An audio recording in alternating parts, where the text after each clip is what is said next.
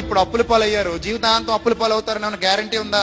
ఎంతో మంది అప్పుల పాలైన వాళ్ళు తర్వాత కుబేర్లు అవ్వలేదా? ఓలడంత మంది ఉన్నారు అయిన వాళ్ళు. ఈ రోజు కుబేర్లు అయిన వాళ్ళు రేపొద్దున అడుగు తింటూ పోలేదా? తిండి లేకుండా అయిపోలేదా?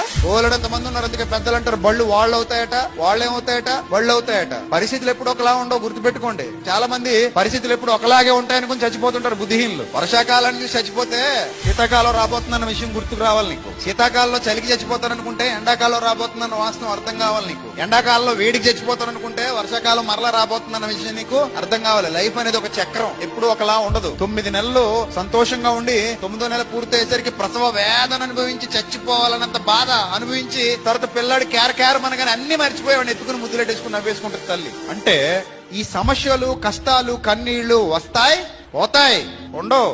ఏ కష్టం శాశ్వత కాలం ఉండదు, ఏ శ్రమ శాశ్వత కాలం ఉండదు, ఏ బాధ శాశ్వత కాలం ఉండదు.